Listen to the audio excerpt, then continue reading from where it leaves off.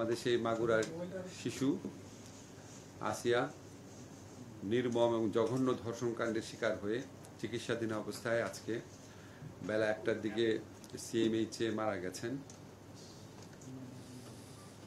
আমাদের প্রধান উপদেষ্টা গভীর শোক জানিয়েছেন, এটার জন্য আমরা প্রত্যেকে শোকার্ত, কিন্তু এর মধ্যে আমাদের দায়িত্ব পালন করতে হবে। আমরা বিশেষ ব্যবস্থায় আজকেই পোস্টমর্টেম রিপোর্ট নেওয়ার ব্যবস্থা করেছি। আজকেই পোস্টমর্টেম রিপোর্ট পাওয়া যাবে। আজকেই আসিয়ার দাফনের জন্য আসিয়ার মৃতদেহ মাগুরায় নিয়ে যাওয়া হবে হেলিকপ্টার যোগে, এবং আসিয়ার পরিবারের সাথে উপদেষ্টা পরিষদ এবং সরকারের পক্ষ থেকে আমাদের উপদেষ্টা ফরিদা আক্তার উনি উপস্থিত থাকবেন। উনি হেলিকপ্টারে করে যাবেন, অ্যাকম্পানি করবেন মাগুরাতে, দাফন পর্যন্ত থাকবেন। আর আপনাদের আমি বলেছি আজকেই পোস্টমর্টেম রিপোর্ট হবে, ডিএনএ রিপোর্ট, এটা একটা প্রক্রিয়া থাকে। আমরা আশা করছি আগামী 5 দিনের মধ্যে পেয়ে যাব। ডিএনএ স্যাম্পল কালেকশন করা হয়ে গেছে অলরেডি। 12-13 জনের 161 স্টেটমেন্ট নেওয়া হয়েছে। আমরা আশা করছি 7 দিনের মধ্যে বিচার কাজ শুরু হবে। এবং আপনারা জানেন অতীতে বিচার কাজ শুরু হয়ে দ্রুত 7-8 দিনের মধ্যে বিচার কাজ শেষ হওয়ার, ধর্ষণের মামলার 7-8 দিনের মধ্যে বিচার কাজ শেষ হওয়ার নজির আছে অব্যাহত শুনানির মাধ্যমে। 7 দিনের মধ্যে ইনশাআল্লাহ যদি আমরা বিচার কাজ শুরু করতে পারি, আমাদের বিচারক ওনারা সর্বোচ্চ দ্রুততার সাথে ন্যায় বিচার নিশ্চিত করেই বিচার করতে পারবেন। কারণ এখানে এত পারিপার্শ্বিক, এত সাক্ষ্য রয়েছে, ডিএনএ টেস্ট পাওয়া যাবে, তারপর পোস্টমর্টেম রিপোর্ট পাওয়া যাবে। ফলে আমরা আশা করছি খুব দ্রুততম সময়ে এই মামলার বিচার হবে এবং ইনশাআল্লাহ দোষী সাব্যস্ত হলে দৃষ্টান্তমূলক শাস্তি হবে। এর পাশাপাশি আপনাদেরকে আরেকটা জিনিস জানাতে চাই। গত 2 দিন আমি বলেছি যে আমরা একটা নতুন আইন করছি। নতুন আইনের প্রাথমিক ড্রাফট হয়েছে। আপনারা জানেন অনেক স্টেক হোল্ডার আছে, ওনাদের সাথে কনসালটেশন করতে হয়। আমরা আশা করছি এই আগামী রোববার বা খুব দেরি হলে সোমবার, আশা করছি রোববারই আমরা নতুন আইন প্রণয়ন করে ফেলব। নতুন আইনের বিধানগুলো সম্পর্কে আপনাদের বলেছি। সেটার সাথে একটা জিনিস শুধু অ্যাড করতে চাই, নারী ও শিশু নির্যাতন দমন আইনের অধীনে শুধুমাত্র শিশু ধর্ষণ ও বলাৎকারের ঘটনাগুলো দ্রুত উপযুক্ত বিচার নিশ্চিত করার জন্য আমরা স্পেশাল ট্রাইব্যুনাল গঠন করতে যাচ্ছি। ওই স্পেশাল ট্রাইব্যুনাল গঠনের বিধান থাকবে, যে স্পেশাল ট্রাইব্যুনাল কাজ হবে শুধুমাত্র শিশু ধর্ষণ আর বলাৎকারের ঘটনার বিচার করা, যাতে এটা দ্রুত করা যায়, যাতে এখানে সর্বোচ্চ রাষ্ট্রের মনোযোগ দেওয়া যায়। এটা ছাড়া আপনাদেরকে বলার কিছু নাই। ধর্ষণ ব্যক্তি পর্যায়ের একটা অপরাধ ঘটনা, কিন্তু এটা নিয়ে রাষ্ট্রের দায়িত্ব আছে। আমি আপনাদেরকে নিশ্চিত করতে চাই যে এখানে আমাদের বিন্দু মাত্র অবহেলা নাই। আপনারা দেখেছেন সাথে সাথে অপরাধীদেরকে গ্রেফতার করা হয়েছে, পরের দিন ডিএনএ স্যাম্পল গ্রহণ করা হয়েছে। আজকে আমাদের এই মর্মান্তিক খবর পাওয়ার পর ডাক্তাররা সময় বাঁচানোর জন্য নিজেরা সিএমএইচে গিয়ে দ্রুততম সময়ে পোস্টমর্টেম করার সিদ্ধান্ত নিয়েছেন। আমরা আমাদের দায়িত্ব পালন করব। এই ধরনের জঘন্য ঘটনা ঘটে গেলে মানুষের মন দুঃখ বেদনায় ভরে ওঠে। আমরাও মানুষ, আমাদের মন দুঃখ বেদনায় ভরে আছে। আমাদের কর্তব্য কর্মে কোনো রকম অবহেলা হবে না। কিন্তু আপনাদের কাছে অনুরোধ, এই ইস্যুকে কেন্দ্র করে যারা দেশে নৈরাজ্য সৃষ্টি করতে চায়, আপনারা তাদের দিকে লক্ষ্য রাখবেন। আমরা এই ইস্যুকে কেন্দ্র করে কোনো নৈরাজ্যকে আমরা বরদাস্ত করব না। আমাদের যদি কোনো ভুল ত্রুটি থাকে স্পেসিফিক্যালি বলবেন, অবশ্যই আমরা সেই ভুল ত্রুটির রেসপন্ড করব, জবাবদিহিতা নিশ্চিত করব। কিন্তু আপনাদেরকে আমরা নিশ্চিত করতে চাই এখন পর্যন্ত অন্তত এই ক্ষেত্রে আমাদের কোনো ভুল নাই, এবং ইনশাআল্লাহ আমরা চেষ্টা করব ভবিষ্যতে ভুল হলে ভুল কারেক্ট করার জন্য।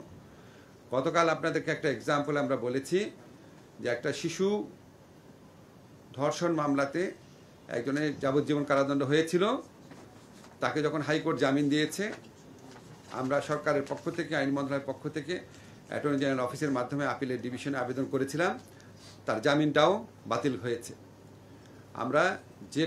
আমরা এই ক্ষেত্রে জিরো টলারেন্স তো পুরনো কথা। আপনাদের শুধু একটা জিনিস জানিয়ে রাখি যে আমাদের এই উপদেষ্টা মণ্ডলীতে এমন মানুষ আছেন যারা দীর্ঘদিন নারী এবং শিশুদের অধিকার রক্ষার জন্য আন্দোলন করেছেন অথবা মানব অধিকারের জন্য আন্দোলন করেছেন। আপনারা যতটা বেদনার্থ হন, আমরা যদি উপদেষ্টা পরিষদে আমাদের যে আলোচনা হয়, তখন যদি আপনারা আমাদের বেদনা, কষ্ট, আমাদের ধর্ষকের প্রতি, ধর্ষণ কার্যের প্রতি আমাদের তীব্র ঘৃণা ও রাগ, সেটা যদি আমি আপনাদের দেখাতে পারতাম, বুঝতে পারতেন যে আপনাদের সবার মতো আমরাও একইভাবে সংক্ষুব্ধ, একইভাবে মর্মাহত। এবং পার্থক্য হচ্ছে আমাদের যেহেতু ব্যবস্থা নেওয়ার স্কোপ রয়েছে, আমরা অবশ্যই সকল রকম ব্যবস্থা নিচ্ছি। এর বাইরেও যদি আপনাদের সাজেশন থাকে, যে কোনো সময় আমাদের সাথে, কালকে আমাদের মেয়েদের একটা দল এসে আলোচনা করেছে, এর বাইরেও যদি আপনাদের মনে হয় যে আরও কোনো প্রস্তাব আছে, আপনারা আমাদেরকে জানাবেন, সুনির্দিষ্ট প্রস্তাব জানাবেন। কিন্তু এই ব্যাপারকে কেন্দ্র করে দেশে যারা অন্য নাগরিকদের জন্য ভোগান্তি সৃষ্টি করছে, যারা অস্থিতিশীল পরিবেশ তৈরি করতে চায়, তাদের দিকেও আপনারা নজর রাখবেন। আমরা সবাই আসিয়ার জন্য দোয়া করব, আমরা সবাই এই বিচারের জন্য অপেক্ষা করব। ধন্যবাদ।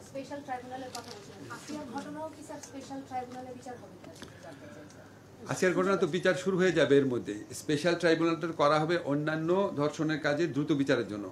স্পেশাল ট্রাইব্যুনাল গঠিত হতে হতে আসিয়ার বিচার শুরু হয়ে যাবে, এবং আসিয়ার বিচার আমরা আশা করছি নিরবচ্ছিন্ন শুনানির মাধ্যমে হবে দেখে এখানে আর স্পেশাল ট্রাইব্যুনাল দরকার হবে না। এর আগে যেসব ধর্ষণের ঘটনা আছে, অভিযুক্ত যারা আছে, তাদেরকে কি আপনারা এই ট্রাইব্যুনালের মাধ্যমে করবেন নাকি? আমি আপনাদেরকে শুধু এইটুকু বলতে চাচ্ছি, শিশুদের ধর্ষণ এবং বলাৎকারের মামলা, সেখানে কোন মামলাগুলো এখানে ট্রান্সফার করা যায়, কারণ আমি কোর্ট গঠন করলাম একটা, আবার সব মামলা এখানে দিয়ে দিলাম, তখন তো দেরি হবে, বুঝছেন না?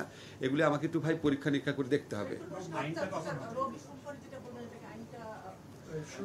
আমাদের এই যে আইনটা যে আপনাদেরকে এর আগে ডেকে নিয়ে বলেছিলাম যে বিচার কার্য হবে, বিচার কার্যের সময় 50% কমিয়ে দিলাম, তদন্তের সময় 50% কমিয়ে দিলাম, ডিএনএ রিপোর্ট যদি পাওয়া না যায়, বিচারক যদি মনে করেন যে পারিপার্শ্বিক সাক্ষ্য আর ডাক্তারি রিপোর্টের ভিত্তিতে সম্ভব, জামিনের আইনটা যে একটু কঠিন করে দিলাম ওইটা। এবং একই সাথে যে শিশু ধর্ষণের জন্য যে ডেডিকেটেড ট্রাইব্যুনাল, ওইটাও একই আইনেই, নারী শিশু নির্যাতন দমন আইনের সংশোধনীর মাধ্যমে সবকিছু মিলে একসাথে ইনশাল্লাহ রোববার টার্গেট করেছি, দেরি হলে হয়তো সোমবার হবে নতুন আইনটা।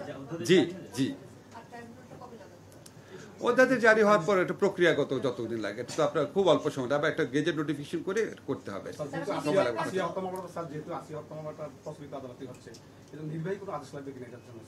না, নির্বাহী আদেশ লাগবে না। আমরা নির্বাহী আদেশ লাগবে না। ধরেন যারা আপনার পুলিশ আছে, যারা বিচারক আছে, সবাই তো মানুষ, সবাই তো সেন্সিটিভ, বুঝছেন না? সবাই তার সর্বোচ্চ মনোযোগ দিয়ে এটা দ্রুত বিচারের চেষ্টা করছে। আমরা পুলিশের মধ্যে দেখেছি ওনারা অস্থির হয়ে গেছে যে তাড়াতাড়ি পোস্টমর্টেম করো, তাড়াতাড়ি ডিএনএ করো, তাড়াতাড়ি 161 স্টেটমেন্ট যা আছে নিয়ে নাও। তো এই আর্জেন্সিটা, আসিয়ার প্রতি এই ভালোবাসা, মায়াটা সবার মধ্যেই তো আছে। কাজে সবাই সর্বোচ্চ দায়িত্ববোধ থেকে কাজ করবে দেখে আমরা আশা করতে পারি দ্রুত ইনশাআল্লাহ বিচার হয়ে যাবে।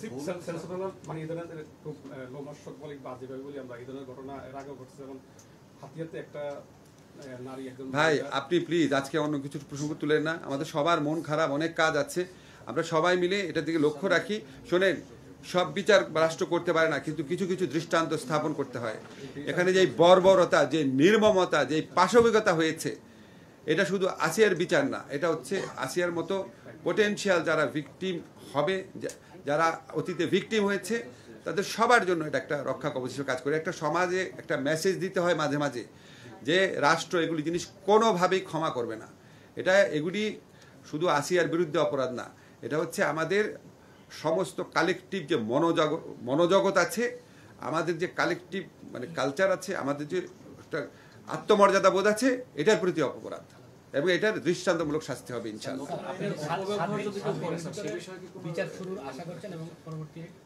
7 দিনের মধ্যে বিচার শুরুর আশা করছি, এবং আপনাকে বলেছি বিচার কাজ কতদিন শেষ হবে এটা বলতে পারি না, তখন তো আপনারা বলবেন যে আমি বিচার এবার স্বাধীনতা হস্তক্ষেপ করছি।